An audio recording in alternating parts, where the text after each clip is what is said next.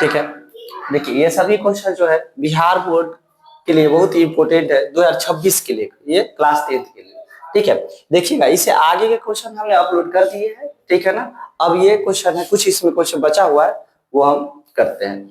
देखिएगा क्वेश्चन क्या कह रहा है कि समीकरण निकाय 2x प्लस 5y बराबर 1 और 2x प्लस 3y बराबर 3 को ब्रज विधि से हल करें। यानी कि ब्रज गुणनखंड विधि से क्या करना है, इसको हल करना है। ठीक है, तो ब्रज गुणनखंड विधि को पहले हल करने के लिए हम देखिए समीकरण क्या रखा है पे 2x प्लस 5y बराबर 1 और जो है क्या है, और 2x प्लस 3y बराबर क्या है, 3 है। ठीक है, तो देखिए यहाँ पे इसके लिए जो क्या हो जाएगा, ये देखिए ये हो जाएगा a1 बराबर कितना हो जाएगा 2 कमा b1 बराबर क्या हो जाएगा यहाँ पर 5 कमा c1 बराबर क्या हो जाएगा 1। तो इधर जो हो जाएगा वो हो जाएगा a2 बराबर 2 कमा b2 बराबर जो हो जाएगा वो 3 कमा और c2 बराबर जो हो जाएगा वो क्या हो जाएगा 3 हो जाएगा।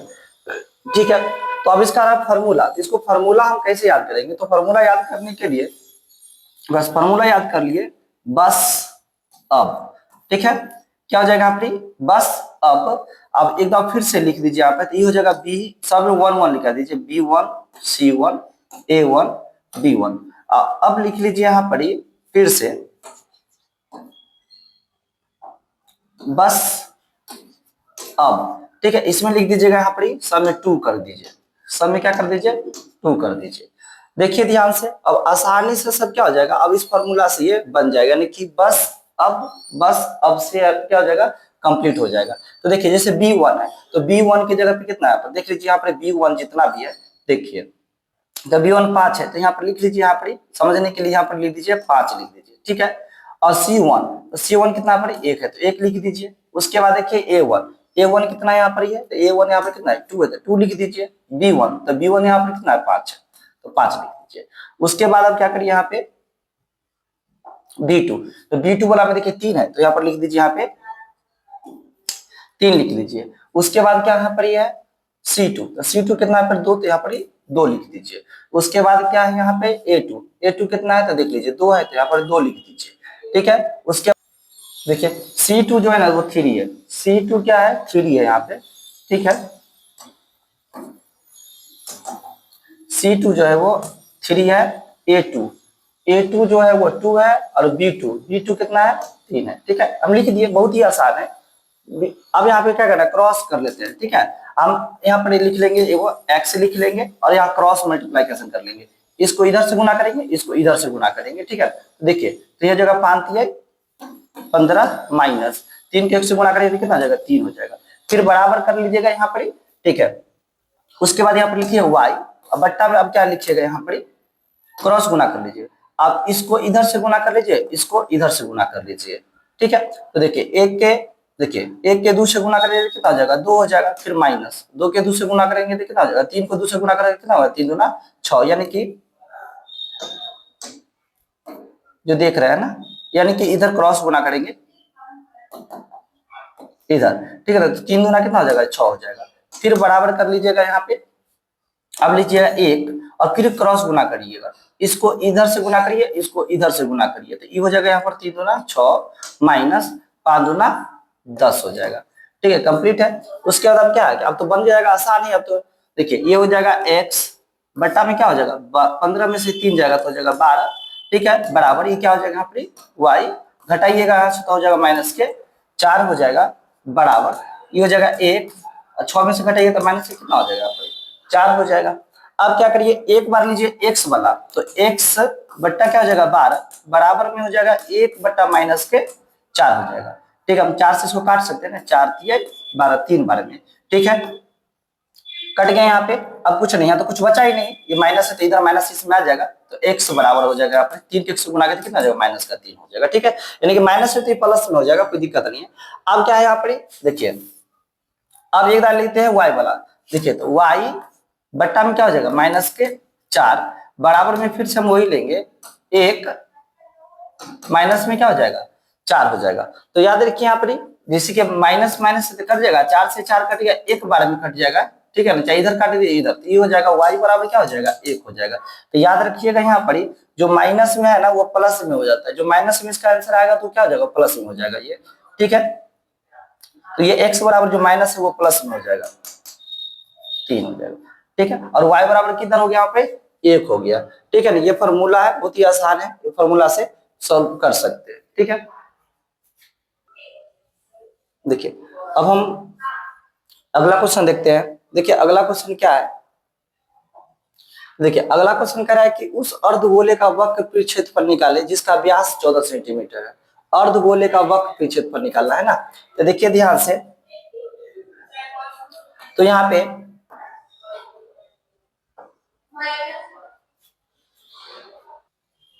देखिए अब निकालना है कि उस अर्धगोले का वक्र क्षेत्रफल निकाले जिसका व्यास 14 सेंटीमीटर है।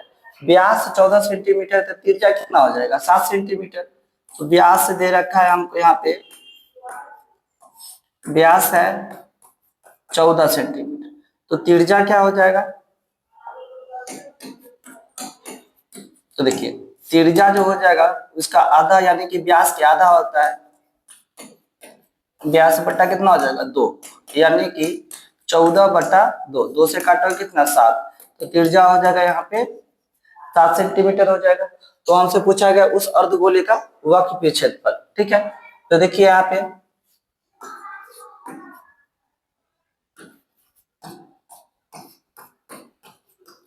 अर्धगोले का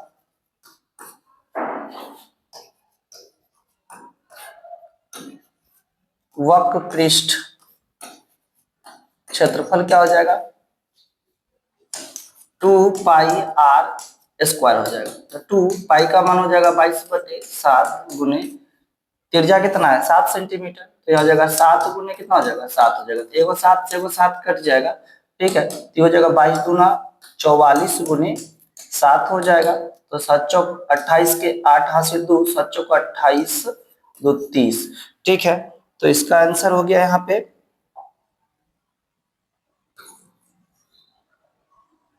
30 हो गया, ठीक है ना। यानी कि इसका जो हो गया आंसर कितना हो जाएगा 30 सेंटीमीटर स्क्वायर कर लीजिएगा, ठीक है ना। 30 सेंटीमीटर इसका क्या हो जाएगा स्क्वायर हो जाएगा, ठीक है।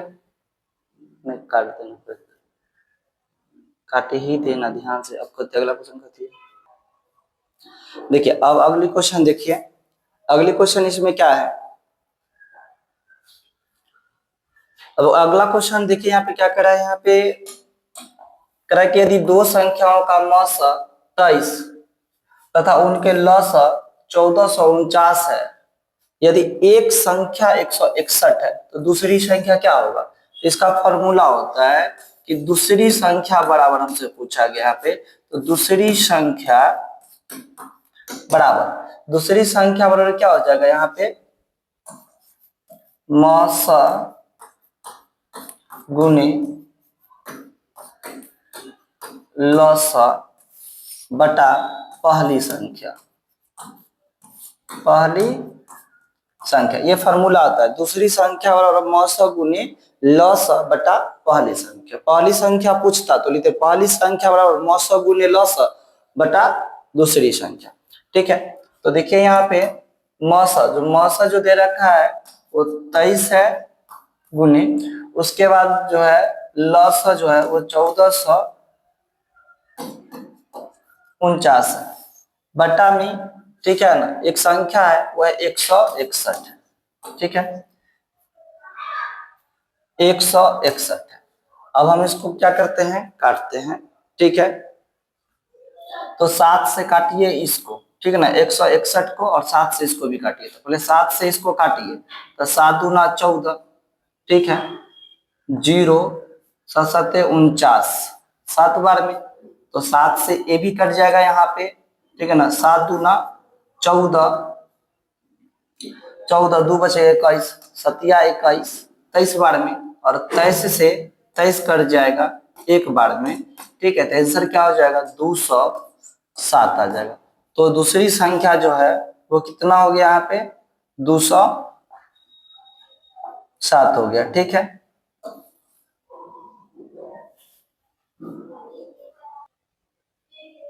देखिए अब क्या है यहाँ पर, दो पासों को एक बार फेंका जाता है तो दोनों पर सम संख्या आने की प्रक्रिया ज्ञात करिए। ठीक है, तो यहाँ पे देखिए दो पासों को एक बार फेंका जाता है तो दोनों पर सम संख्या आने की प्रक्रिया क्या होगा। यहाँ पे दो पासा है, ठीक है, दो पासा को फेंकेंगे, देखिएगा ध्यान से यहाँ पे थोड़ा सा क्वेश्चन को। तो दो पासा फेंकना है तो मान लेते हैं कि पहला पासा यहाँ पे देखिए एगो पर दोनों पासा को हम फेंके तो पता चला कि दोनों पर हमें क्या आ गया, एक एक आ गया। उसके बाद हमें क्या आ जाएगा, एक दो आ जाएगा, इसी प्रकार से एक तीन आ जाएगा, एक चार आ जाएगा, एक पांच आ जाएगा, एक छ आ जाएगा। ठीक है,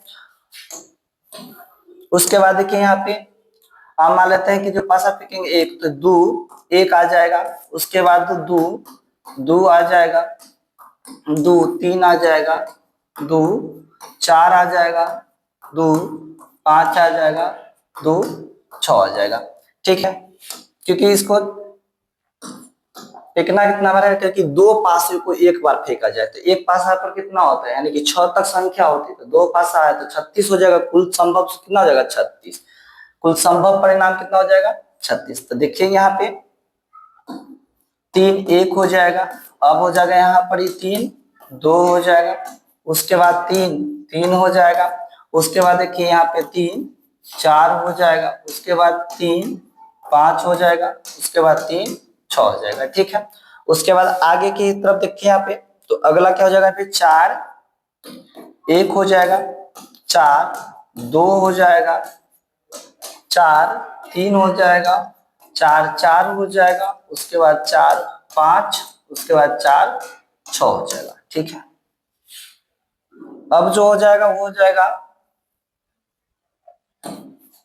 पांच एक होगा, पांच दो होगा, पांच तीन होगा, पांच चार होगा, पांच पांच होगा, पांच छ होगा। ठीक है, अब जो है एक और बच गया है वो देख लीजिए यहाँ पे,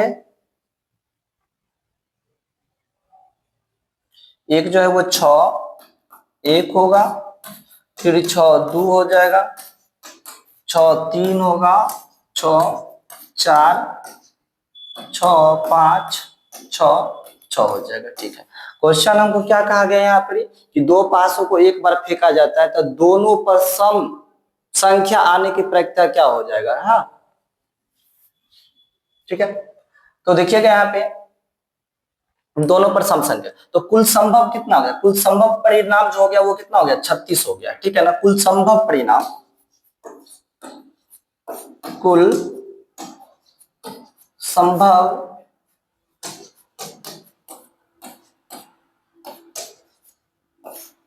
कुल संभव परिणाम जो हो गया कितना हो गया यहाँ पे 36 हो गया। सम संख्या खोजिएगा, देखिएगा यहाँ पे दोनों पासे पर सम संख्या, दोनों पासे पर सम संख्या अगर देखिएगा यहाँ पे तो देखिए दोनों पासे पर सम संख्या देखिए तो यहाँ पे कोई नहीं है। हाँ देखिए दोनों पासे पर सम संख्या तो ये सम संख्या होगा क्योंकि दो दो सम संख्या तो एक क्यों हो गया, ये भी सम संख्या है, दो हो गया, ये भी सम संख्या है, तीन हो जाएगा।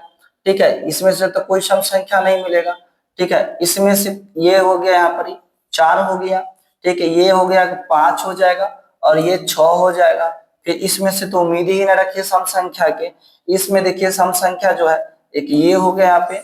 ठीक है, तो एक यहाँ भी सम संख्या होगा और ये भी सम संख्या। अब गिन लीजिए कि टोटल सम संख्या यहाँ का इतना हो गया, तो एक दो तीन चार पांच छह सात आठ नौ सम संख्या टोटल हुआ। और हमें कहा कि दोनों पासों पर सम संख्या आने की क्या प्रक्रिया होगा, तो सम संख्या जो आने की प्रक्रिया होगा तो यहाँ पर जो हो गया यहाँ पे सम संख्या आने की प्रायिकता, तो सम संख्या आने की प्रायिकता क्या हो जाएगा हमें, तो देखिए यहाँ पे कुल संभव परिणाम कितना है, तो कुल संभव परिणाम जो है वो है यहाँ पे 36। ठीक है ना, और सम संख्या आने की कुल संख्या कितना हो गया, तो 9 हो गया। क्या हो गया यहाँ पर 9, तो 9 एक कम 9, 9 चौक 36, यानी कि 1/4 संभावना है, ठीक है, हमें सम संख्या आने की, ठीक है।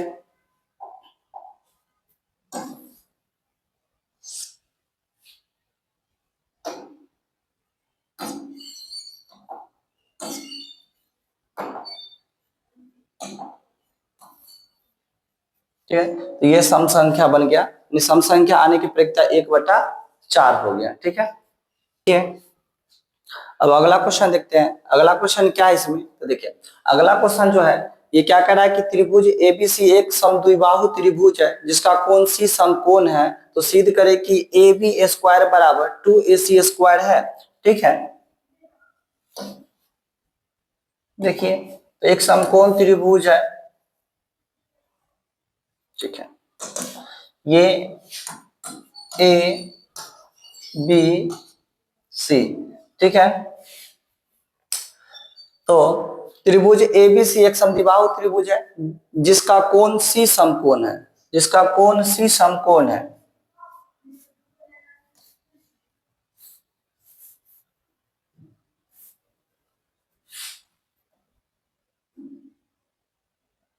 जिसका कोण सी समकोण है, ठीक है। तो इसको हम कर लेते हैं यहाँ पे ए बी सी, यानी कि सी समकोण है इसका, ठीक है।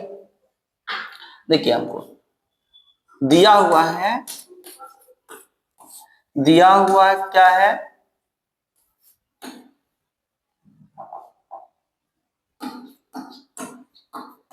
दिया हुआ है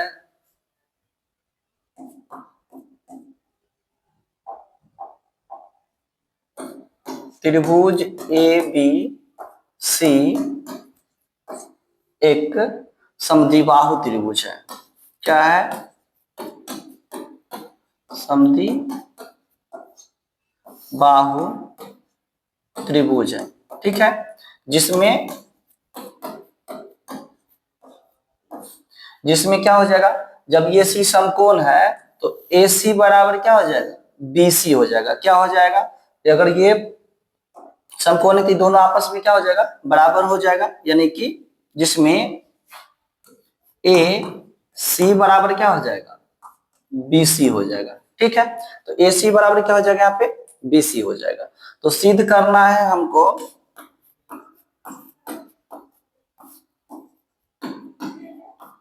सिद्ध करना है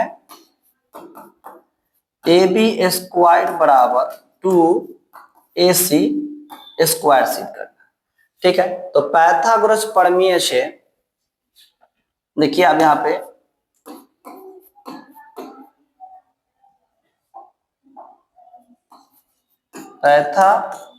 Pythagoras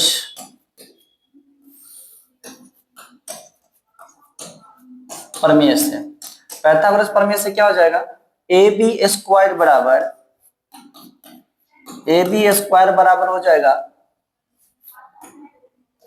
AC square plus BC square, ये फॉर्मूला है, ठीक है ना। ये हाइपोटेनस है तो हाइपोटेनस बराबर क्या हो जाएगा, यहाँ पर परपेंडिकुलर स्क्वायर बराबर प्लस BC स्क्वायर, ठीक है। तो देखिए यानी कि AB स्क्वायर बराबर हो जाएगा AC square plus BC square, तो लिख दिया यहाँ पे।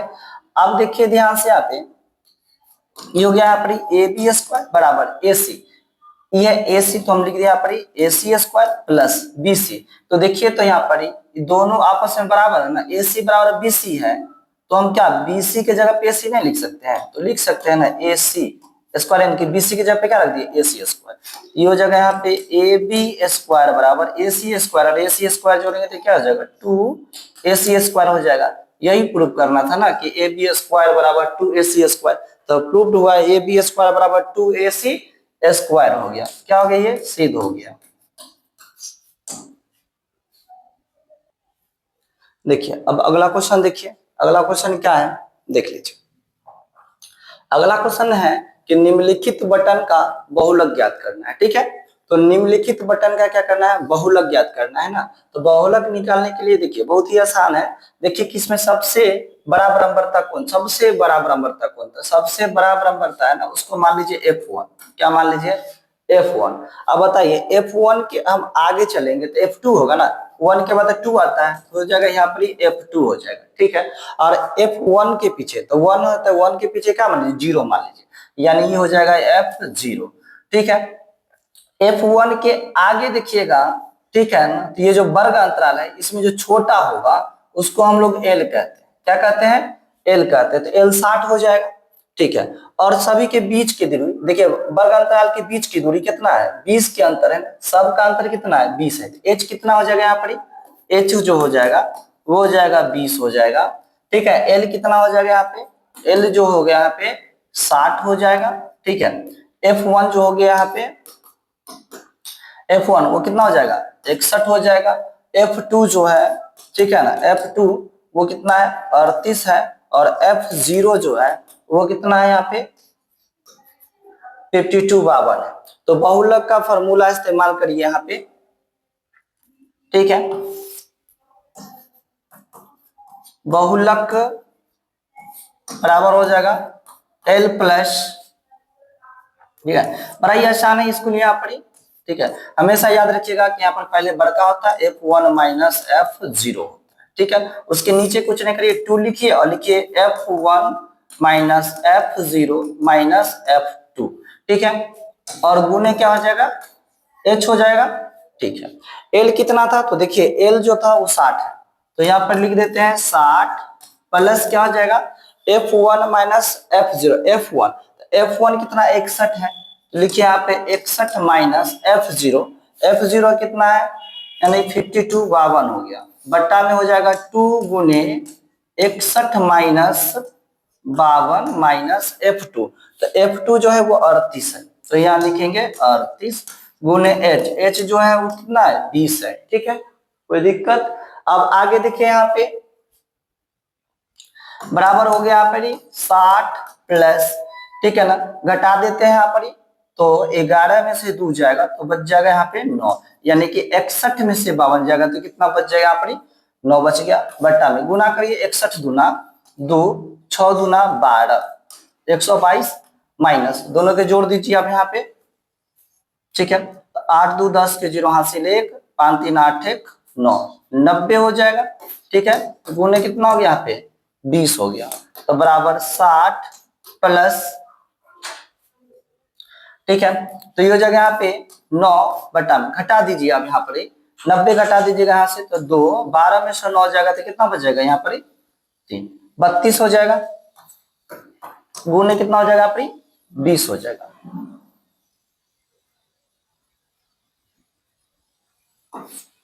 ठीक है।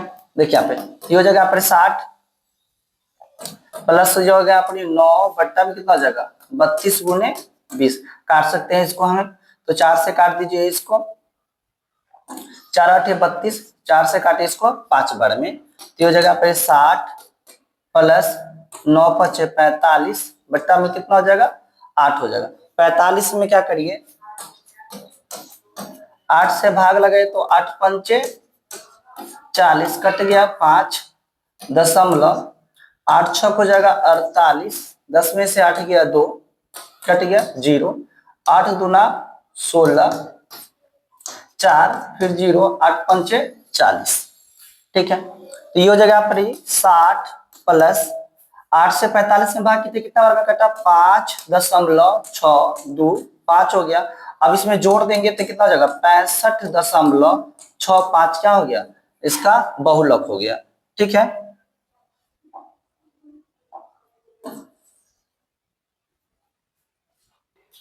देखिए अब अगला क्वेश्चन क्या है, अगला क्वेश्चन की देखते हैं अब हम लोग। अब देखिए यहाँ पे अगला क्वेश्चन कह रहा है कि एक लंब वृत्तीय शंकु की ऊंचाई 28 सेंटीमीटर है और आधार की त्रिज्या 21 सेंटीमीटर है, तो उसके आयतन की गणना करें, ठीक है। आयतन की गणना करें यानी कि शंकु का हमें क्या निकालना है आयतन निकालना है, ठीक है। जिसमें ऊंचाई तो ऑलरेडी पहले से दे ही रखा है, ऊंचाई दे रखा है h दे रखा है, ठीक है। त्रिज्या यानी r दे रखा है 21 सेंटीमीटर, तो निकालना क्या है उसकी आयतन निकालना है, किसके आयतन तो एक लंब वृत्तीय शंकु का आयतन निकालना है। तो लंब वृत्तीय शंकु का आयतन क्या हो जाता है, लंब वृत्तीय शंकु का आयतन, तो लंबवृत्तीय शंकु का जो आयतन हो जाएगा उस शंकु का आयतन क्या हो जाएगा, शंकु का आयतन तो 1/3 पाई आर स्क्वायर क्या हो जाएगा, एच हो जाएगा। तो शंकु का आयतन 1/3 पाई आर स्क्वायर एच हो जाएगा। अब यहाँ पे देख लीजिए 1/3 हो गया, पाई का मान 22 बट्टा कितना हो जाएगा 7 हो जाएगा, त्रिज्या दे रखा है वो 21 सेंटीमीटर, तो 21 गुने कितना हो जाएगा 21, और ऊंचाई एच, तो एच कितना है, तो एच जो है वो 28 है, कितना है 28 है। अब काट दीजिए, ठीक है ना, 7 से काट दीजिए इसको, 7 चौक 28, ठीक है ना, 4 बार में काट दीजिए इसको, 3 से काट दीजिए इसको, 3 7 21, ठीक है ना, 7 बार में काट दीजिए। अब क्या है, नीचे तो कुछ ना, सबको गुना करिए, 22 को 1 से गुना करिए तो 22 से कम 22 हो जाएगा गुने, ठीक है, 7 चौक 28, 21 गुने और 7 चौक 28। अब हम सबको क्या करते हैं, बारी बारी से गुना कर देते हैं, ठीक है ना। तो 22 को पहले हम 22 में क्या करते हैं, 21 से क्या कर देते हैं, गुना कर देते हैं, ठीक है। तो 22 हो जाएगा, 22 दूना 44 हो जाएगा, यहाँ पे 2 6 4 462 हो गया।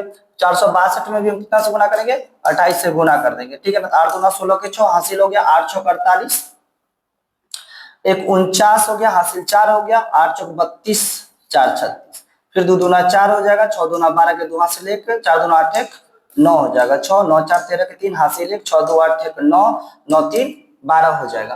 तो इसका आयतन कितना हो जाएगा, 12,936। इसका क्या हो गया यहाँ पे,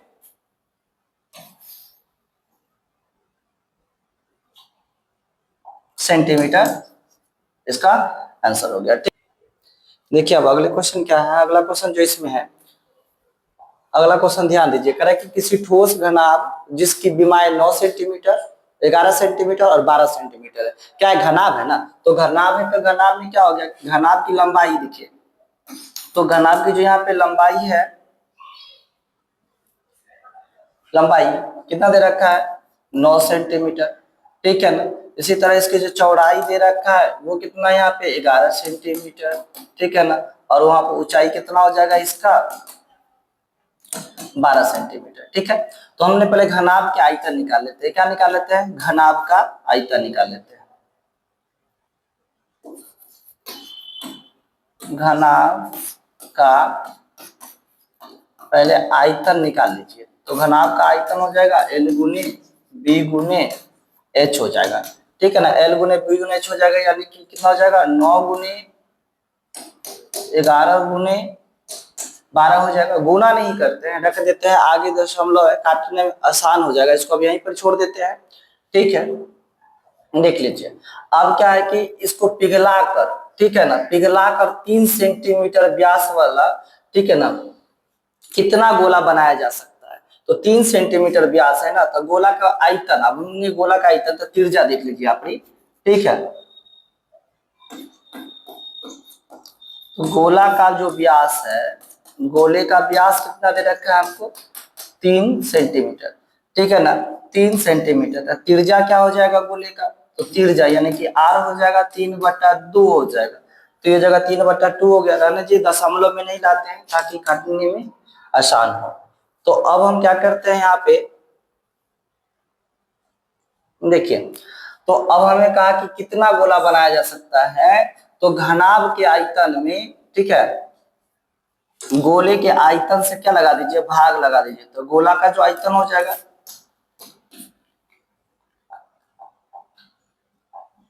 गोले का आयतन, तो गोले का आयतन हो जाएगा 4/3 पाई आर क्यूब, तो 4/3 पाई का मान हो गया 22/7 गुने त्रिज्या कितना हो जाएगा 3/2 गुने 3/2 गुने 3/2, ये हो जाएगा यहाँ पे, ठीक है। अब यहाँ से देखिए कोई कटने वाला है, 3 से 3 जाकर कट जाएगा, ठीक है, तो 2 से 2 दूना 4 कटेगा, 2 से 2 कट गया, 2 से कट जाएगा यहाँ पे 11, तो अब हम सबको गुना कर देते हैं यहाँ पर ही, ठीक है, 3 3 9 11 9 99, ठीक है, हो गया यहाँ पर, यहाँ पर हो जाएगा 11 33 33 दिया 99 3 दिया, तो हो गया यहाँ पे। अब क्या करते हैं, अविष्ट संख्या ना, तो अविष्ट गोले की संख्या हमें चाहिए, तो अविष्ट संख्या पर क्या हो जाएगा, घनाभ का आयतन बट्टे क्या हो जाएगा यहाँ पे, गोला का आयतन हो जाएगा। तो घनाभ का आयतन देखिए हम काटे नहीं थे, इसे छोड़ दिए ताकि आसानी हो जाएगा। तो घनाभ का आयतन बट्टे गोले के आयतन, घनाभ का आयतन बट्टे क्या हो जाएगा, गोले का आयतन, गोले का आयतन। ठीक है, तो देखिए घनाभ का आयतन जो दे रखा था कितना था यहाँ पे, 9 × 11 × 12 बटा यहाँ पे जो था गोले का आयतन कितना था यहाँ पे 99। तो ठीक है, काट दीजिए 99 से यहाँ पे।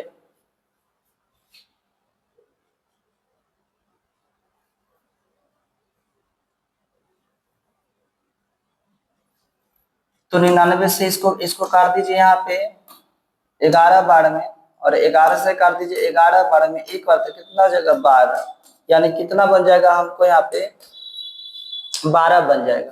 तो किसी ठोस घनाभ जिसकी भी 9 सेंटीमीटर 11 सेंटीमीटर 12 सेंटीमीटर है को पिघलाकर 3 सेंटीमीटर व्यास वाली कितनी गोला बनाया जा सकता है। तो घनाभ यहाँ पे हमने बताया घनाभ का आयतन निकाल लिए, 9 × 11 × 12 गुना नहीं किया ताकि हमको आसानी से यहाँ काटने में आसान हो गया। तो गोला का व्यास था 3 सेंटीमीटर, त्रिज्या हो गया कितना 3/2 हो गया। तो गोले का आयतन निकाल लिया यहाँ से, तो 99 सेंटीमीटर क्यूब यहाँ पे गोले का क्या आ गया, मेरे को आयतन आ गया। तो अभी संख्या बराबर घन का आयतन बराबर गोले का आयतन। तो घनाभ का आयतन यहाँ था, गोले का आयतन कितना था यहाँ पे 99 रख दिए, 9 से काटे 11 से 11 कट गया 12 सेंटीमीटर। सॉरी यहाँ पे सेंटीमीटर नहीं होगा, संख्या होगा ना, संख्या पूछा गया था यहाँ पे। तो अभी संख्या कितना